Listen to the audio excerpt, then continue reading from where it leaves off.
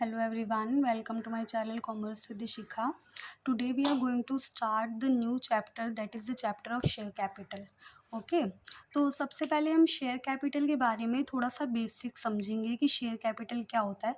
देखो, जब भी कोई एक company, suppose X Y Z एक कंपनी है और उसको पैसे की रिक्वायरमेंट है, तो जब उनको फंड की रिक्वायरमेंट होती है तो वो दो तरीके से, मतलब किसी भी तरीके से फंड को जो इशू कर सकते हैं, फंड्स जो है वो रेज़ कर सकते हैं। जैसे चाहे उन्होंने किसी कंपनी, जैसे चाहे उन्होंने किसी बैंक से लोन ले लिया हो या बॉन्ड्स इशू कर दिए हों, या उसके अलावा कोई और तरीका भी हो सकता है फंडिंग का। और उनमें से एक तरीका होता है शेयर कैपिटल को इशू करने का, जिसको शेयर कैपिटल जो है, शेयर के थ्रू भी हम अपने पैसे को रेज़ कर सकते हैं, कंपनी जो है वो फंडिंग कर सकती है। अब शेयर कैपिटल का मतलब क्या होता है, what is the meaning of share. अब जैसे जब भी हमें पैसे की रिक्वायरमेंट होती है तो वो मनी का रिक्वायरमेंट बहुत ही ज़्यादा लार्ज अमाउंट में होता है। अब जैसे कंपनी स्टार्ट होगी तो कंपनी को स्टार्ट करने के लिए बहुत ज़्यादा पैसे चाहिए, या उसको आगे कंटिन्यू करने के लिए बहुत ज़्यादा पैसे चाहिए। सपोज़ अगर मैं एग्जांपल के थ्रू बताऊँ तो आपको अगर जैसे 10 लाख रुपए मुझे रेज़ करने हैं, मुझे 10 लाख रुपीज़ की रिक्वायरमेंट है, तो हम क्या करेंगे, इस 10 लाख रुपीज़ को छोटे-छोटे पार्ट्स में डिवाइड कर दिया जाता है। जैसे हमने बोला कि 100 रुपीज़ का एक शेयर हम बना देते हैं, मतलब इस 10 लाख को, जैसे सपोज़ फॉर एग्ज़ाम्पल अगर मैं किसी एक पर्सन को बोलूँ कि आप मुझे 10 लाख रुपीज़ दे दो काम करने के लिए या बिज़नेस करने के लिए, तो जब भी मैं पैसा कमाऊँगी तो आपको वो 10 लाख रुपीज़ प्लस इंटरेस्ट वापस कर दूँगी, तो वो कभी भी पर्सन नहीं पे करेगा। अगर मैं उसी तरह से किसी को बोलूँ कि आप मुझे 100 रुपीज़ दे दो, और जब मैं पैसा, मतलब जब मैं काम करूँगी बिज़नेस में और जो मुझे अर्निंग होगी उसमें से आपको मैं कुछ इंटरेस्ट पे करूँगी, तो मुझे ईज़िली पे कर देगा। तो इसीलिए हम क्या करते हैं कि कैपिटल को कुछ छोटे-छोटे पार्ट्स में डिवाइड कर देते हैं। अब मैं अगर 100 रुपीज़ के हिसाब से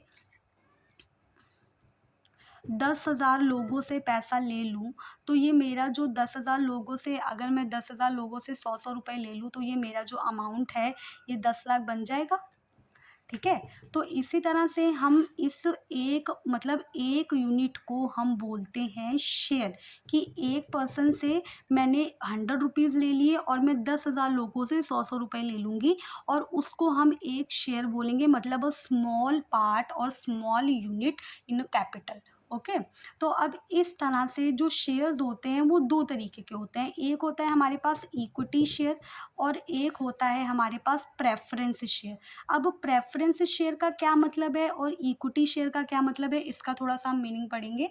इक्विटी शेयर देखो क्या होता है, इक्विटी शेयर हमारे पास होता है ऐसा मतलब ये जो होते हैं इक्विटी शेयर होल्डर, इनको हम real owner of the firm भी बोलते हैं। मतलब जो भी हमारी कंपनी का इक्विटी शेयर खरीदेगा, उसके पास सबसे पहले फ़ायदा होगा कि उसके पास वोटिंग राइट अवेलेबल होगा। मतलब वो हमारी कंपनी के जो भी डिसीज़न है उनमें प्रॉपर्ली वोटिंग कर सकता है। वो अपना भी दे सकता है कि हाँ, मैं इस डिसीज़न से एग्री हूँ या नहीं एग्री हूँ, प्रॉपर वोटिंग राइट अवेलेबल होंगे। और दूसरी बात इसमें क्या होता है, इक्विटी शेयर होल्डर को पेमेंट सबसे लास्ट में मिलती है। मतलब लास्ट में पेमेंट मिलेगी, दैट मीन्स उनको रेज़िडुअल क्लेम मिलता है। रेज़िडुअल क्लेम का मतलब है कि जो भी लास्ट में पैसा बचेगा, वो पूरा का पूरा उनके बीच में डिस्ट्रीब्यूट हो जाएगा। और जो हमारे पास प्रेफ़रेंस शेयर हैं, अब प्रेफ़रेंस शेयर के केस में क्या होता है कि इनके पास कोई भी वोटिंग राइट अवेलेबल नहीं होगा। इनके पास नो वोटिंग राइट होगी, कोई भी वोटिंग राइट नहीं है, पर इनके पास बेनिफिट ये होता है, वोटिंग राइट ना होने का मतलब है कि ये किसी भी डिसीज़न में पार्टिसिपेट नहीं कर सकते। पर इनके पास ये बेनिफिट होता है कि जब भी इन कंपनी पैसा कमाएगी तो सबसे पहले इनकी पेमेंट करी जाएगी, इनका डिविडेंड जो है वो पे किया जाएगा। अब जो पैसा मुझे रिसीव होता है एज़ अ बेनिफिट, या एज़ हम बोल सकते हैं कि जो मुझे गेन हो रहा है ऑन द इक्विटी और प्रेफ़रेंस शेयर, उस अमाउंट को डिविडेंड बोला जाता है। और सबसे पहले जब भी पेमेंट करी जाती है तो सबसे पहले जो पेमेंट दी जाती है वो दी जाती है प्रेफ़रेंस शेयर होल्डर को, और सब बाद में सबसे लास्ट में जो पेमेंट दी जाती है वो दी जाती है इक्विटी शेयर होल्डर को। अब देखो, अब जो शेयर तो हमने बता दिया, ठीक है? शेयर का मीनिंग मैंने तुमको समझा दिया। शेयर कैपिटल मतलब शेयर के थ्रू पैसे को रेज़ करना। अब जो शेयर कैपिटल होती है वो कई तरीके की आगे होती है, इनको डिवाइड किया जाता है। सो अब जैसे पहले शेयर कैपिटल के बारे में थोड़ा-सा और समझेंगे, कि जब भी हम कभी भी किसी कंपनी, कोई भी कंपनी जो पैसा रेज़ करती है, ठीक है? तो अब जैसे देखो, अब इस केस में क्या होता है कि जब भी मैं कोई कंपनी शेयर इश्यू करेगी, सपोज़ अगर 1000 शेयर इश्यू किए हैं, तो ज़रूरी नहीं है कि कंपनी के पूरे शेयर जो हैं वो खरीद ले, कोई पब्लिक खरीद ले। अब हो सकता है कि उनमें से कुछ शेयर खरीदे गए हों, कुछ शेयर ना खरीदे गए हों। तो मतलब जो भी शेयर हम इश्यू करते हैं, मतलब जितने भी, वो कंपनी के पूरे सब्सक्राइब, मतलब लोग पूरे खरीद भी सकते हैं और नहीं भी खरीद सकते हैं, वो डिपेंड करता है। अब हम इसके टाइप्स पढ़ेंगे कि कितने तरह की जो है शेयर कैपिटल में, सबसे पहले टाइप्स होती हैं, कितने तरह की कैपिटल जो है वो हो सकती हैं।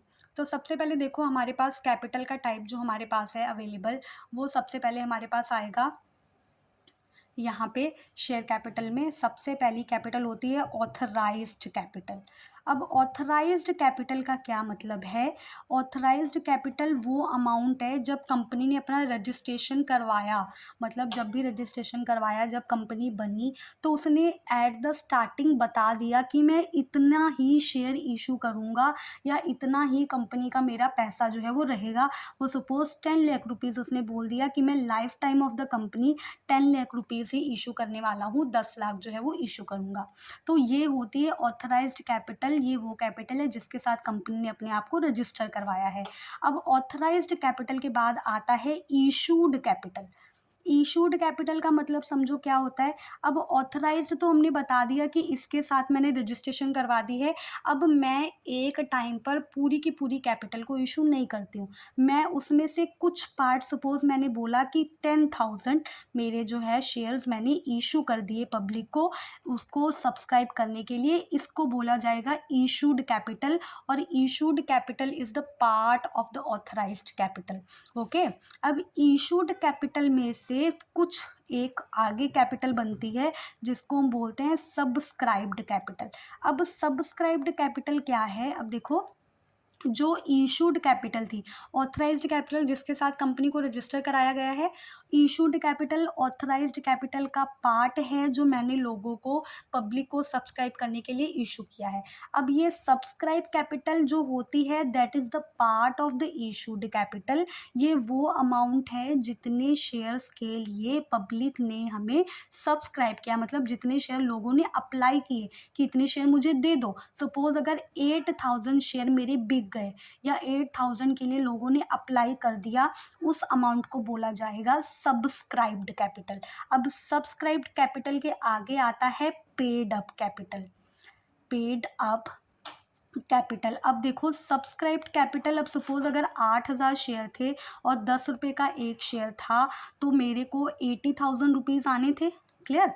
8000 शेयर्स थे और 10 रुपीज़ का एक शेयर था, तो मुझे 80,000 रुपीज़ आना था। अब पेड अप क्या है कि लोगों ने मुझे पूरी पेमेंट करी है या नहीं करी है, मतलब जितना पैसा लोगों ने मुझे दिया। पेड अप कैपिटल को आगे दो पार्ट में डिवाइड किया जाता है, एक फुली पेड अप और एक होता है पार्टली पेड अप। जो फुली पेड अप है, इसका मतलब जो 80,000 मुझे आने थे, पूरे के पूरे 80,000 मुझे रिसीव हो गए। और पार्टली पेड अप में क्या आएगा कि लोगों ने मुझे पूरी पेमेंट नहीं करी, मतलब सपोज़ अगर मुझे सिर्फ 40,000 ही रिसीव हुए। क्लियर? तो इसको बोला जाता है paid up, partly paid up capital. This is the part of the paid up capital. अब देखो, ऑथराइज्ड कैपिटल का पार्ट होता है इशूड कैपिटल, और इशूड कैपिटल का पार्ट होता है सब्सक्राइब्ड कैपिटल, और सब्सक्राइब्ड कैपिटल का पार्ट होता है पेड अप कैपिटल। क्लियर? अब मैं नेक्स्ट वीडियो में आपको जो है इसका प्रैक्टिकल क्वेश्चन थोड़ा सा समझाऊंगी।